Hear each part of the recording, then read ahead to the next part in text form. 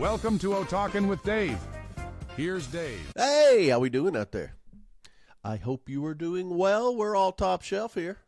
Top shelf and climbing the walls. I was in an elevator recently in Northern California.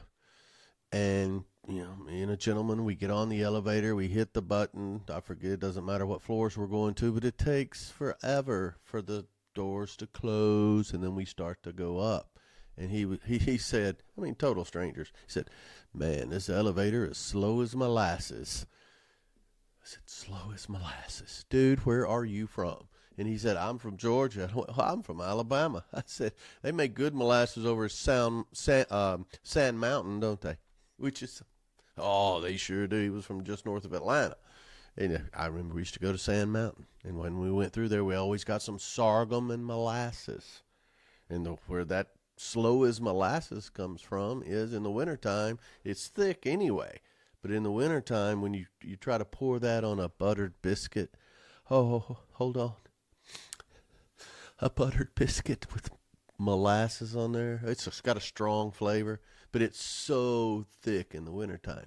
Thus, slow as molasses. But it got me thinking, we should do more sayings. The mutton stuff, you know, that went over really well. And then I travel all over the country, and I'm constantly hearing things that bring you together from a region. I absolutely love it. I thought I'd go ahead and do some more. Thus, the name of this, mutton stuff with a wild hair. So let's just jump right in. I got a ton of them. I've heard this my whole life. A bird in the hand is worth two in the bush. No, it's not dirty. A bird in the hand is worth two in the bush. What does that mean? Or where did that come from? It started in the 1600s. In the 1600s. And it's talking about, they used to use falcons to hunt. You've got a falcon. Well, the falcon too, they could be damaged. And so, you know, it's two meanings. First of all, be careful with your falcon going after, you know, things in the bush or close to different, you know, things where it could get hurt, because you'd rather keep that one than to go after those two. But also it just talked about the value, where the falcon is more valuable than any of its prey because it brings more. So be grateful for what you got. This is better. It's better to have this one than to lose it for two others. Yeah, I get it. Just be grateful for what you got. Understand what you have. The Greek mythology, Miss Ledbetter, 7th grade. When I think of Greek mythology, that's what I think of. My wife thinks of Troy or Clash of the Titans. Love Clash of the Titans. But the Achilles heel, now we say someone's Achilles heel, or their weak spot, or their kryptonite. It's their Achilles heel. Right out of Greek mythology. My wife knows all of the characters in Troy, so she feels like she knows Greek mythology. But anyway, the saying was Achilles' mother dipped him in the river Styx, which one of my favorite bands of the 70s. I can play all their stuff. And the Styx is mythological. It's the river that circles Hades 7 times. Achilles' mother dips Achilles in there, but can't dip him completely because she's holding him by the heel. So that's his weak spot. That's his only vulnerability. So that's his Achilles heel. And, of course, if you saw the movie, spoiler alert, the kid's dead the whole time. Oh, different movie. Sorry. Close but no cigar. Yeah, this comes from back in the days. You know, nowadays you go to fairs and mess with the carny folk. But you go to fairs, it's mostly kids playing the games, or young men trying to, you know, win the big stuffed animal for a girl or something like that. Well, in the old days, it was for everybody. And so some of the games, the top prize was a cigar. And that's where this comes from. Hey, you know, that you try it, you come close, no prize. Or close, but no cigar. Now it's true all over everything. You know, I used to hear that close only counts in horseshoes and hand grenades. Well, obviously, you don't get a cigar for being close. Cup of Joe. Cup of Joe. Heard this constantly. You want a cup of Joe? What does Joe mean? Yeah, I can hear you. You're saying coffee. Yeah, you know where that comes from? Well, let me tell you. A lot of these today come from the armed forces. This one is from the Navy. The Navy. Navy, let's see, Admiral Josephus Daniels. They called him Joe. Josephus Daniels. He decided no alcohol on any ships, on any naval ships. These guys get out there, they do enough. They do enough when we go into harbor. We're not having alcohol on the ships. We just can't do it. So total prohibition on the ships. So they decided, okay, what the whole thing where the cup of Joe comes along, the strongest thing we got on this ship is a cup of coffee, thanks to Joe. So they just started calling it a cup of Joe. You know, I know a bunch of Navy guys. Most of them don't drink coffee. Let me think. 1, 2, 3. I know 4 Navy guys who don't drink coffee. Maybe that's why. They drink other stuff, though. Anyway, don't throw the baby out with the bathwater.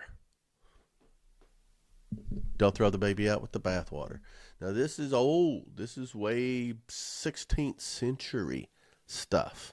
Well, what would happen then is, you know, water, clean water wasn't that plentiful, or maybe it was just you had to go down to the creek or the aqueduct to get it. Anyway, the whole family would take a bath, and this is weird to me, but the father was first, and then the mother, and then the kids by age, apparently, because the baby was the last one. And by then, this water is filthy, and you can barely see the baby in there. Be careful. And they'd throw it out in the street, and it would run down or whatever. Be careful. Don't throw the baby out with the bath water. That is a literal thing. Meaning, hey, don't be careless and get rid of something valuable. You know, my wife will go buy new things and then donate them to the thrift store. She's got this backwards. She would definitely throw the baby out with the bathwater, figuratively speaking. Down to the wire. This is one that comes up all the time, and this is from horse racing. Way back when, they would put, you know, a wire on the ground, and that's the finish line. You know, and then when they say it came down to the wire, meaning, you know, photo finish. They didn't have all this back then, but that's where down to the wire comes from. Also, draw the line. You know, we got to draw the line somewhere. You know, we got to draw. It's not just a good Aerosmith song. We got to draw the line somewhere, meaning show limits or boundaries here. That also comes from horse racing, but it's at the start. You know, it's more of a metaphorically speaking, the way we use it. This was, we got to draw a line. That's the start line. The wire is the finish line. Because, you know, there's different starting lines, but they had one finish line. Not that unique or outstanding, but we're going to get to them. Face the music. Sometimes, you know, you got to face the music. You know where it came from? It is from the military. Another military one. When a soldier was disgraced or stripped of his rank or dishonorably discharged or thrown out of the military, they would, you know, do it very publicly, and then they had to leave. I can think back of in Westerns where they covered this, the cavalry, and then, you know, they're in a fort and they rip his badges off and his buttons off and break his sword and open the gates, and boom, you are banished. And then when they leave, there's always a drummer or a band or someone playing music, just like I don't know, like a scourge or something like that. And he has to walk out, but he has to face the music as he goes out. So it's consequences is basically it. Fly off the handle. Have you ever flown off the handle? I fly off the handle from time to time. Mom would fly off the handle, you know, probably because of something I did, but I've heard that my whole life. Fly off the handle. It goes back to the 19th century, which is, you know, a couple of hundred years ago. There was a series of poorly crafted axes, And this is before they would put that little stent in there to make the top expand, and it would hold the axe on. And a lot of, the iron part was expensive. The wood part was what was cheap. But it talks about just losing control, because, you go back and there you lost your axe, flew off the handle, totally lost control. That's where that comes from. This one is interesting. Scot-free. You ever heard that? Somebody getting off scot-free? Well, it's a couple of things. It's back in England a long time ago. A scot was a tax. And, you got away without paying your taxes. They said you got off scot-free. But this one I think is cooler. It's a better example. And it's the 1200s. 1200s. Don't tell me my podcast doesn't have range. Go back to nobody's ever said that. Pertinent range, maybe. Range, no. So go back to the 1200s. The English were fighting the French. They were having a real dust up. And the whole attention of the English was on the French. The troops, how do we fight? How do we do this? But it's almost like in The Ring where the eye is distracted. Well, the Scots would come in and rob or rape and pillage or whatever Scots do. I don't think they raped. It's just, rape kind of goes with pillage. I don't think there are many Scottish Vikings. But anyway, they would come in while the English were messing with the French and steal and go back to Scotland. And that's part of the idiom. They got off scot-free. How about that? Bunch of thieving Scots. We're trying to win a war here. Yeah, my axe is gone. I'm going to fly off the handle. Here's one that hits home from time to time. I think we've all been there. If we haven't, we're not being honest. Hair of the Dog. It's not just a good Nazareth album. It is a good Nazareth album, though. Hair of the Dog. In medieval times, let's say you got bit by a dog, you got rabies, or you got an infection or whatever from that dog bite. A couple of different treatments. One was you rubbed the hair of the dog that bit you on the wound. Another one I heard in my research is you would take a hair of that dog and put it in some water and boil it, and then you would drink it or put it on the wound. This would supposedly prevent rabies or infection or whatever. Now, who knows what hair of the dog is now? Still hair of the dog that bit you. So if you got hammered last night on whiskey or tequila or whatever your drink of choice is, you wake up, you're hungover. It's well known. The way to get over that hangover is go back to the dog that bit you. That's where it came from. You heard it here. You heard it here. Jump on the bandwagon. Jumping on the bandwagon. Yeah, that which means, just show your support for something. I'm going to jump on that bandwagon. I'm going to jump on the bacon bandwagon. I never get off that bandwagon. But where that comes from, way back when the circus would come to town. Again, fairs and circus and carny folk. I don't know. Hey, apple's not too far from that tree.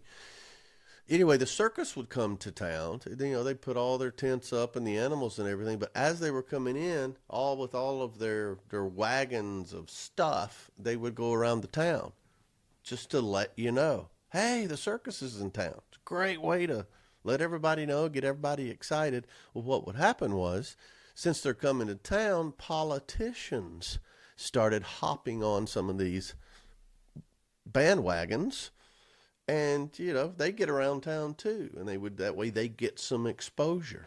That's where it comes from, jumping on the bandwagon. To show your support and ask for support. Jumping on the bandwagon. Just getting attention. That's all it is. Isn't that all it ever is? Living high on the hog. Bacon doesn't come from high on the hog. It's like the belly. not to get all anatomical with you. High on the hog. You know where that comes from? Well, I'm going to tell you.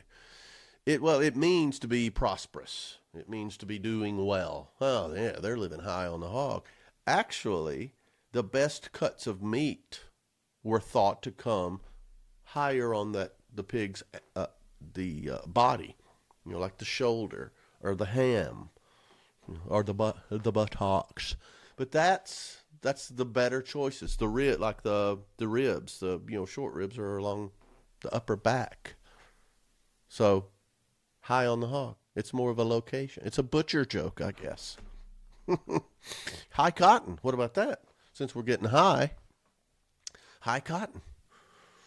Oh, man, they're living in high cotton or tall cotton. It's two things. One is productivity and profit, and the other is working. So the first one, high cotton, if cotton's growing high, that means it's a good crop. Yeah, you go, hey, high cotton, tall cotton. Yeah, it's even isn't it Alabama song? High cotton, one time they are not forgotten. Don't know the words, don't know the tune, apparently. But also, it not only means it's a good crop, but if you're picking the cotton and it's high cotton, tall cotton, you don't have to bend over as far to pick it. This is back when you did it manually. So even if you're a worker in a cotton field with high cotton, it's not as hard on your back. So it's a good thing. Hey, high on the hog or high cotton, either way, kudos. Kudos. Here's one. It's a simple statement. There's not enough room in here to swing a cat. Well, swing or sling, I've heard it both ways. Okay, well, I go back to more than one way to skin a cat. Stop it. I think I've got another one on that too now that I think about it. But not enough room to swing a cat or sling a cat. This is much darker than I thought. It means you're in a cramped space. I got no space in here. What's going on? It actually comes from way back when with the cat of nine tails. You know what that is? That's that whip that at the end it's got I don't know how long they are. Nine leather strands, and at the end they would tie in rocks or glass or something. So when they would hit, usually on the back, I hope, and as they would pull it back, it would just take chunks out. Cat of nine tails. It's much darker than not enough room in here to sling a cat. How about that, man? Whew. I guess that's why most of them I saw you go outside. Let's get to something a little lighter. I apologize for that. Off the cuff. He just thought of that off the cuff. I mean, ad lib or he just came up with that. Actually, way back when, it's not like, you see people writing the answers in the palm of their hand or wherever. Public speakers way back when would often, you dress up and they had the white cuffs. Their cuffs would stick out further than their coats. And a lot of times they were made of paper. They actually put the cuff on and put it under there. And then, other times it's not. But it's, you look for that because, dirty areas or whatever, it's easier and it's just for looks. Well, what they would do is they would write notes or crib notes or bullet points in the current vernacular right on that cuff right there, so they could just look down and there's their note. So they come up with this stuff off the cuff. I do a lot off the cuff, just so you know. And I don't no sleeves. One for the road. How many times have we had one for the road? This is kind of obvious, but it started in medieval times, days of yore, if you will.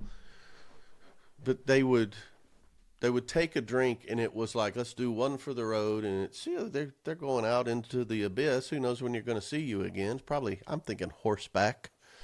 Anyway, it's a final drink together, a final toast. Let's do one for the road, and that's what it meant. Now we do road sodas.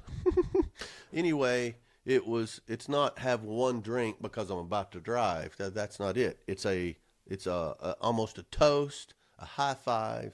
I'm going to get out of here. It's almost like two. Let me get one for the road, meaning, all right, I'm about to leave. I'm about to leave. Here's one I didn't know, but I guess I should. I know the expression, just pull out all the stops. You ever heard that? Pull out all the stops. We're not holding back at all. We're going to give it everything we've got. This could be a pep talk. It could be, I'm going to take a long trip, pedal to the metal. I'm going to pull out all the stops and go. It actually refers to a musical instrument. It's an organ. I play the organ. I got them behind. I got them all around me. And the thing is, even these organs, you have the slides, and that slide controls everything from volume to pitch to whatever. Well, if you don't have any stops in place, it's just full volume, the natural, unabridged, unaltered sound of the instrument. That's where pull out all the stops comes from. If you pull out like a pipe organ, they pull out all the stops, man, your nostrils are gonna be flaring. Yada-da. Phantom of the Opera stuff there. So, pulling out all the stops. Who knew it? Speaking of musical instruments, anybody ever told you, hey, just put a sock in it? Why don't you just put a sock in it? You know what that means. Be quiet. Be quiet. Yeah, you're talking too much. I have been told that. I've been told several different ways, but it means the same thing. Well, early musical instruments, I'll say brass instruments or gramophones or whatever you call them, they had no volume control. And you had to really, put some wind in there to get it to make any noise at all. And it was hard to control the volume that way and still not make a sound. So they would actually use socks or rags to muffle the sound. And that's where it comes from. Put a sock in it. And now it pertains to a lot of different things, but it means quiet down or shut up. We've all been there. Scapegoat. I did not know this one. What's a scapegoat? Well, there's a lot of scapegoats. It's a political season right now, and something goes wrong. It wasn't me. It was him. Nope, not my fault. It's him, her, them, they, and I'm not being politically correct right now. It's putting the blame on somebody else for your wrongdoing. Came from the Jewish tradition. I don't know how many Jewish fans I've got here. I don't know if I'm offensive toward the Jews other than calling them the Jews. I got some good Jewish friends. I got some crazy Jewish friends. Some of them aren't devout though. I know one particular Jewish friend. Every year he would cook a whole hog, have a big party, and send the pictures to his mother. Anyway, a scapegoat. It was the tradition, the Jewish tradition, that they had this goat, and symbolically they would burden this goat with their sins. I don't know if they wrote it on a piece of paper or a piece of string or whatever, but symbolically they would put their sins and all their wrongdoings, they would confess them or put them on this goat, and then I guess they rat-a-tat-tatted him on the butt, and he went into the wilderness. That way, all their sins, they're gone. It's like they never happened. That doesn't sound Jewish to me, but that's what it says. So, scapegoat. We need some of those. I mean, being Baptist, I just gotta say I'm sorry, but it'd be handy for a goat. Wait, goat, isn't that mutton? It's kind of, and I mean, I'm stumbling upon stuff. I'm a genius and don't even know it. Square meal. Square meal. Good. What do we think of? Square meal. Oh, good, healthy meal, right? Well, that's not necessarily true. Again, now we're going to the British Navy. The British Navy. They had, because it's the Navy, things that are square, you can stack space is limited, but you can stack it, and it's very functional. Things that are in squares, very functional. You get more, you can fit more in a small space. Well, their plates were square. I remember in my cafeteria. Remember your school cafeteria? Square plate, little square cubicles or whatever. But the square meal comes from the British Navy and their square plates. 3 squares, 3 hots and a cot, 3 square meals a day. From what I hear, some of those meals weren't that. My Navy buddies didn't say it was what they would consider a hearty, complete meal. Yeah. Turn a blind eye. Turn a blind eye. Many, many times I've heard this one. Just turn a blind eye. Meaning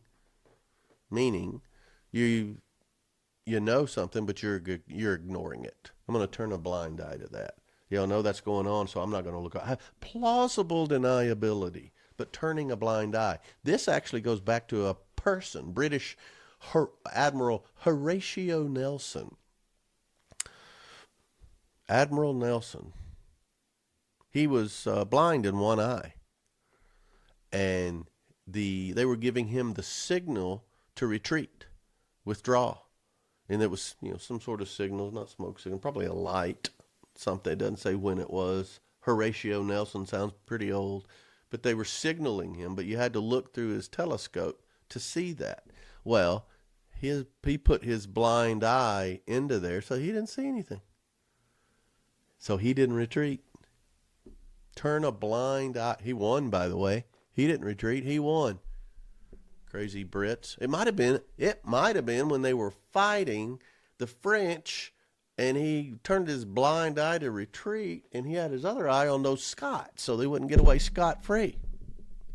Horatio, you're a crazy man. Wipe the slate clean. Clean slate. I mean, whatever you've done, look, we're just going to wipe the slate clean. And we're not going to hold you to that. We're going to forget it. Past offenses, nope, let's start over with a clean slate. That comes from back, in school years ago. My kids don't know what chalk on a chalkboard is. And chalk is something you draw on the sidewalks with. I think that's white chalk, black chalkboard. Yeah, that's what I'm thinking. But in school they had slates. Well, they would also keep up with their transgressions on the slate. I remember my kids used to come home, and what would they do? Something for discipline. They would have to pull a worm or do something that meant they got in trouble. Well, this would be the same as, you know what, put your worm back in your apple, you're fine.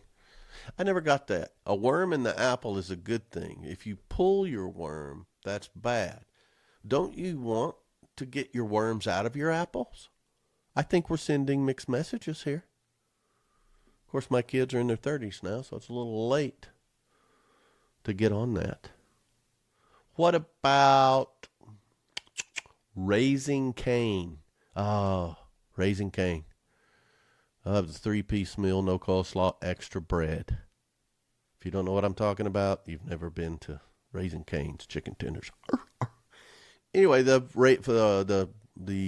idiom Raising Cain. Oh, just Raising Cain.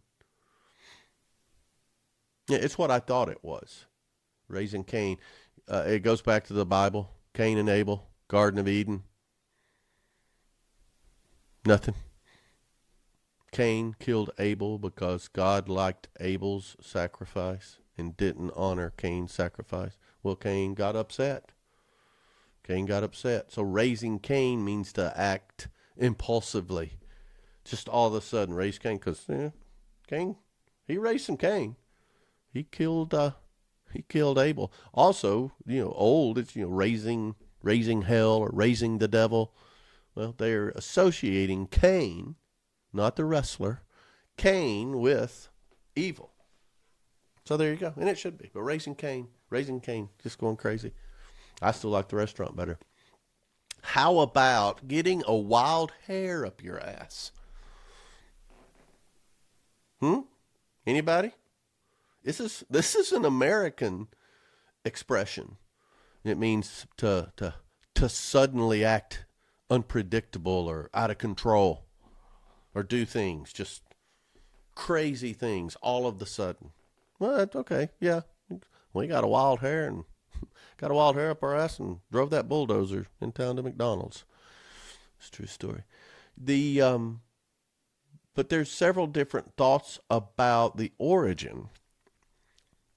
So let's go back to it. It's anatomical. It's what it is. You know how you get a wild hair somewhere? I get my wife the other day. I got a wild hair eyebrow. And we were driving along, and I saw her coming at it. And she's horrible with this. She got bad eyes, I guess, but she pulled half of my eyebrow out before she got that one. Oh, and get away from nose hairs. Oh, she pulled my nose hair one time. I felt it all the way to my butt. It was so deep. It's rough. But anyway, a wild hair, you know how the wild ones, they grow quickly? And a lot of times you can feel them. They're, it feels like a sore. Well, it's a wild hair. That's literally where it comes from. It's just something that's out of control. It happened quickly. It's not thought out. That's why you get a wild hair. And I think someone just added up your ass for humor. Well, and it is kind of funny. Yeah, I got a wild hair up his ass. What are you doing? But I just wanted to share that with you. I guess Cain got a wild hair up his ass and killed Abel.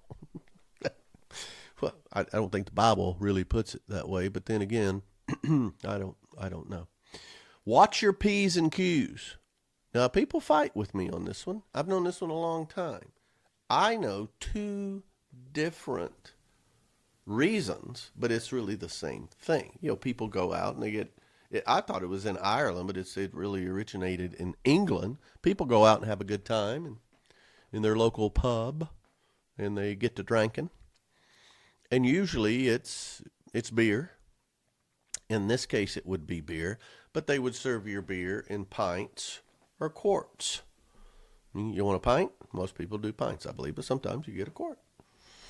And that's the P's and Q's. So where did watch your P's and Q's come in? Well, one of them is, hey, don't get unruly. I know when you get to drinking, you want to fight. And after you've had a certain amount, you know who you are. So watch your P's and Q's, meaning watch your pints and quarts, meaning, hey, watch how much you're drinking. The other one, we can go back to the slate if you want. Some, you go in and there's your name or your symbol or your crest. And you got P's and Q's, and they would actually keep a tab. You've drank 8 quarts and 2 pints, and whoo, are you ever bloated? But anyway, you do that, and when you leave, that's a way of how much you owe. You'll pay with every one. Okay, you're going to leave. All right, let's see. You owe me whatever. So, don't drink more than you can buy. That's the two that watch your P's and Q's. I don't think anybody says this anymore. It's, don't get out of control. But hey, watch yourself. Yeah, there you go. Watch your P's and Q's. Burn your bridges. Have we burned bridges before? I think we have. I know I have. I don't like to burn bridges because you're going to probably need to go back across, and that's tough if it can be done.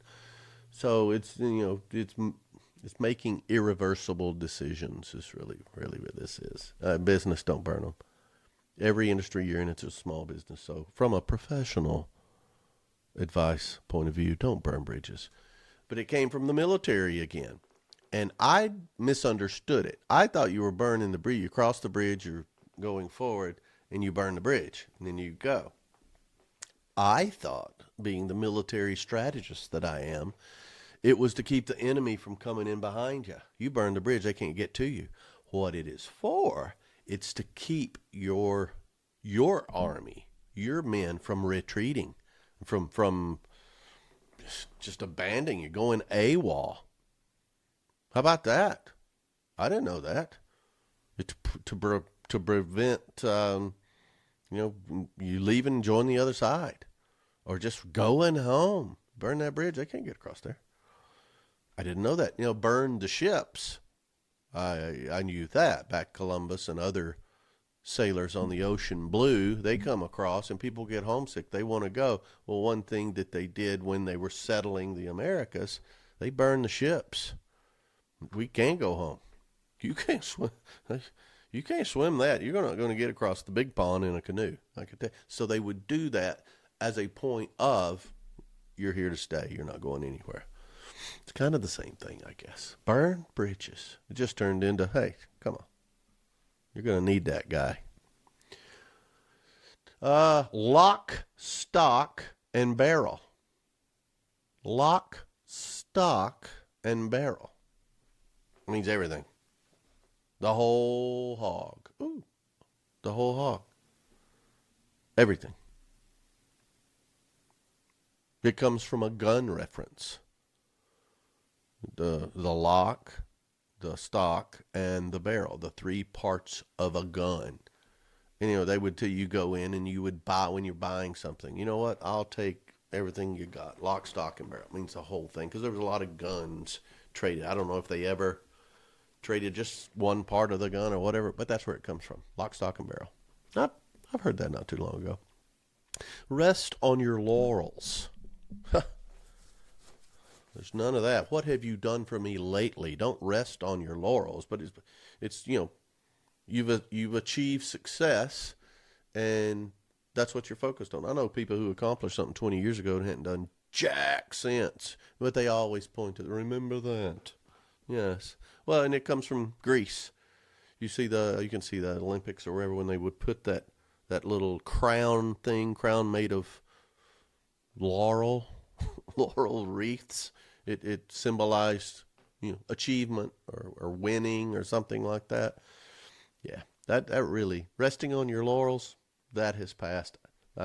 Anybody that's doing that, what have you done? Well, lately, bringing home the bacon. Woo! Frying it up in a pan. Yeah, it's to earn, to provide for your family. That guy brings home the bacon. I do that almost every day. I just brought bacon home earlier today. Steak bacon, by the way. It's a pound of bacon in only 6 slices. It's so thick and delicious and hickory smoked. It's almost like ham, really. But bringing home the bacon, what does that mean? It's 17th century. 17th century. In the day, if you performed well, and it didn't say what the task was, but the reward or the prize, whether it was a competition or achievement at work or an award for agriculture, whatever it was at the time, a lot of time the reward was they paid you in bacon. And so when you brought that home, that meant you won. Not only did you win and you get the accolades, you also get bacon. Now, I'd much rather rest on my bacon than rest on my laurels. I think we can all agree at that. Feather in your cap, very similar thing.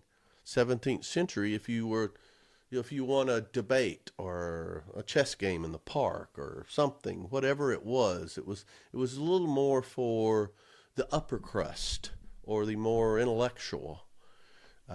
The winner would get a special feather, and they would put it in their cap. So it was, like with the bacon, it would be, it signified victory or achievement. I'd rather have a chunk of bacon. Put all your eggs in one basket. It means, you don't do that. I learned that from literally carrying eggs from the hen house at my grandfather's. Yeah, 17th century though. Don't put them all, it's risky. Don't put all your investments in one thing. Don't put all your money on one horse.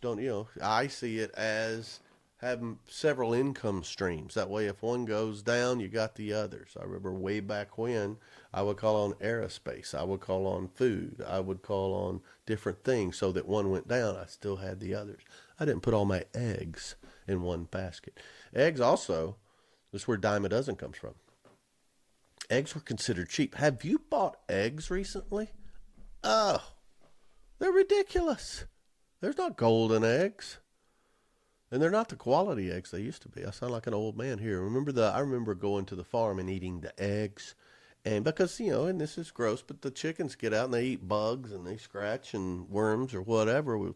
The yellows of those eggs were almost orange. It was so rich, and the egg shells were thick. It was great. Now, eggs are expensive, and I've been to a lot of egg processing plants. Anyway, love them. Bacon and eggs. Giddy up, feather in your hat. Make hay while the sun shines. That means, hey, opportunities don't last. Be ready to jump on an opportunity. From the hay side, you can't process or harvest or bale hay when it's raining. It won't. It destroys the crop. And so you got to make hay when the sun shines. Done that a lot of times for my grandfather. A nest egg. Speaking of breakfast, what does a nest egg mean? Got a good nest egg. Usually it's savings. I got some money set aside. Got a nest egg. Or when a couple gets married way back when, not my parents, but way back when, parents would put a little money, give them a little money as a nest egg. Where it comes from is farmers used to put an egg in a nest that would entice a hen to lay another egg. If you got one, it encourages more egg laying. And I remember my grandmother, if there were two nests, one had an egg in it, and she wanted, maybe she wanted some chicks or whatever, but to produce more, she would take one of those eggs and put it in a nest that didn't have an egg, but it would entice someone to add to that, which go back to savings. That's what that's for. Here's a little money, when you can add something to it, but I'm going to get you started. Nest egg. I didn't realize I knew that, but when I did, I remember Mama and her. And sometimes there'd be a snake in there going after it. Or there would be, all sorts of things. She did not hold back. If anything messed with her chickens or her egg. A weasel. You ever seen a weasel in real life? Woo! Stop it. Wear your heart on your sleeve. You know that. That's a term of it. Oh, he wears his heart on his sleeve. A lot of times I hear that and I got to tell you, it's women when they get so upset and whatever, and they just go off, and I'll hear their husband or hear somebody else. They're trying to make up for this crazy behavior, but they'll say, "Oh, bless her heart, she just wears her heart on her sleeve." That ain't where it comes from. Stop it. It goes back to medieval knights. Medieval knights. I've got a Viking helmet. I don't have a medieval knight helmet. Medieval knights, when they would joust, they've got the full armor and everything. Well, on their sleeve, they would have like tokens and like charms that their family would give them. I mean, jousting's bad. You don't see it in the movies. Man, there were some serious jousting casualties. But anyway, as they would get up to go joust, they would have all these tokens from their family, and they could look down, and it was things that meant a lot to them, their loved ones, right there on their sleeve. That's where that came from. I know. You are welcome. Devil's advocate. Da, da, da, da. Devil's advocate. Someone who argues for the sake of argument. Meaning, you hear that all the time. You know what? Not to be devil's advocate, but this is a serious thing. So the Catholic Church is where this comes from. So you have sainthood. People would come forth and say, here's why this person should be a saint. And so all these reasons. And, it's voted on or christened or whatever they do. Well, for every one of those, you have to have at least one person that argues for the other side. Meaning, well, I saw him, stealing a salt shaker from the diner, or, I saw him lifting the scales up when they were buying grapes at the Food World. This person who argues the other side one's for sainthood, the other one is the devil's advocate. Great movie too. Well, not that great of a movie, but it was a movie. Keanu Reeves, I believe. Piss poor. Piss poor. I am familiar with this term. Where does it come from? Well, I'll tell you. Way back when, in olden times, again, the days of yore, part of the tanning process, or leather tanning, getting it from hide to where it was really leather, they would use urine in the tanning process. And in times of certain need, now I could provide enough urine, I'm telling you, I go constantly. I could probably tan half the hide in America. However, at times it seems like urine might have been harder to find. Well, poor people would actually take their urine in and get a few pennies for it, or pesos, or rubles, or pence, whatever. And those people who did that, they called them piss poor. Can you believe it? Can you believe it? That's where piss poor comes from. Happy as a clam. Happy. I only have about 40 more of these. Happy as a clam. All right. Where does that come from? I mean, what it means, I'm happy, extremely happy. Well, the full phrase is not just happy as a clam. It's happy as a clam at high tide. Happy as a clam at high tide. Meaning, you had to dig clams, and they would wait until the tide went out, and then they would dig clams. The people, the clammers, the clam bumpers, or clam hoppers, or whatever, the clam diggers. Well, they didn't do that at high tide. So at high tide, clams are happy. Nobody's digging for us. That's where that comes from. You are welcome. Mad as a hatter. You heard that one? Even though it's a character, the Mad Hatter. This hurt my ears. Mad as a hatter. Okay. Haberdashers, that's people who make hats. Cy Kernan from The Fix. Y'all remember The Fix? One thing leads to another. He did his hands crazy. I saw him early on. I saw them early on. Matter of fact, it was so early, I think they did a 30-minute set, and they played that song 2 times. It was a good song, though. Anyway, he's a haberdasher now. That's free. You don't have to pay for that one.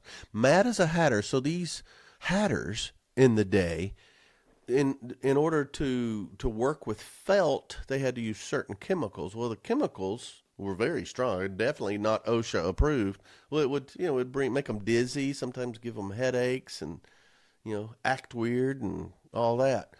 Well, it's like they had gone mad. So they noticed this more, and so they would say, hey, you're mad as a hatter. Yeah. Until the cows come home.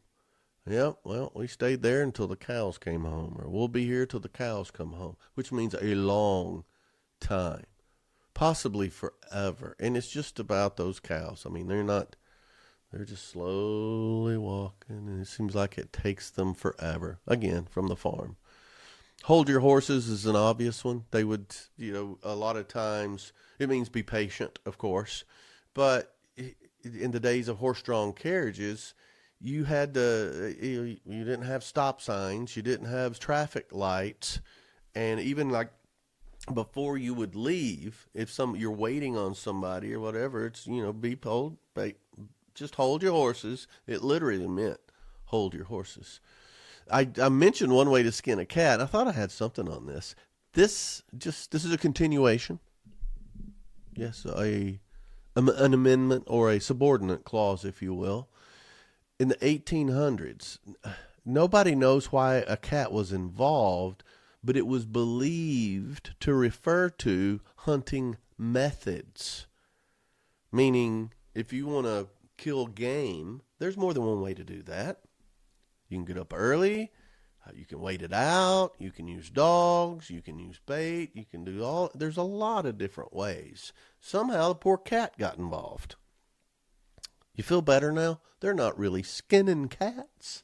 They don't make tennis strings out of cat gut anymore either. So let's just calm down. The whole hog, all in, the whole 9 yards, lock, stock, and barrel.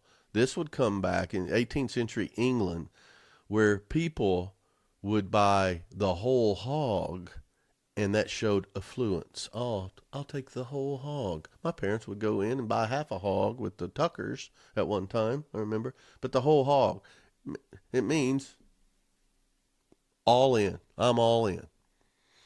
Let's see. I got time for a couple of more. To keep your shirt on? Keep your shirt on. This comes back from, I don't know, 1800s, where before men fought, usually they were dressed up somewhat. They would fight, they would take their shirt off first. And so when someone saw something escalate, they would, ho, just keep your shirt on if I don't want to fight you. Or if it's somebody's bar or whatever, guys, keep your shirts on. Meaning, yeah, let's not fight. At the drop of a hat, something just happened at the drop of a hat. That was usually when we start. Instead of waving a green flag, it's at the drop of a hat. Saved by the Bell. This is crazy to me. Apparently, they used to have trouble in medieval times. What is medieval? I need to look that up. They had trouble burying people alive. That ain't funny. I mean, it was common, and you know how they found out? When they, from time to time they would have to exhume the body or whatever to make room for more dead. And, they're just skeletons in there now, but they see scratch marks on the top of the inside of the top of the coffin. So after a few scratch marks, they started, every coffin, it had it was attached to a line, and on the ground, there was a bell, and in the coffin was a string.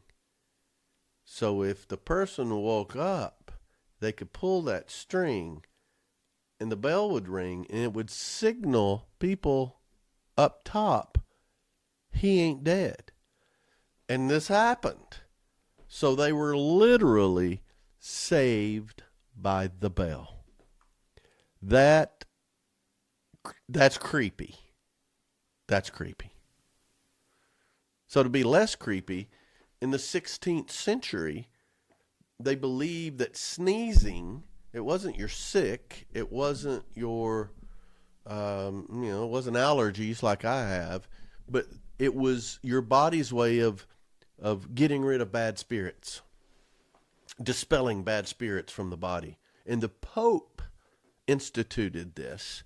When someone sneezes, they're getting rid of bad spirits. So you say, bless you, bless you. That's where that came from. I tell people, look, I got 15 more. You're going to say bless you. You're going to quit saying bless you, and then that sneeze is not going to be blessed.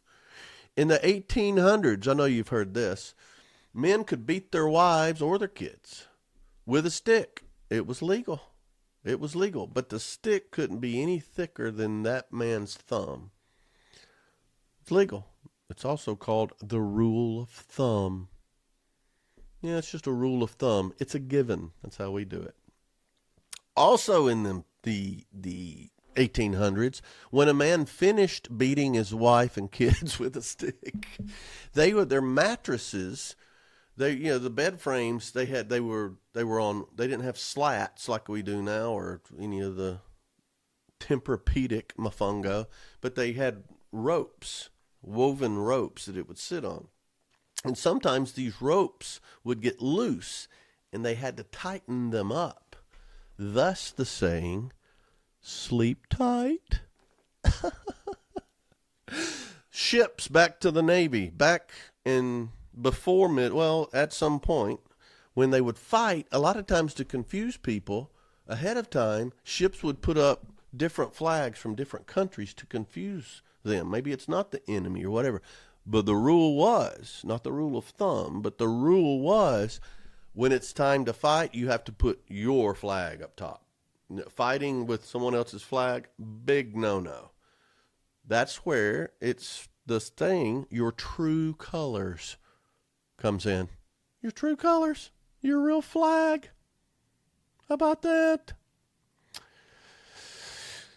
I'm going to assist this. Okay, the word cocktail.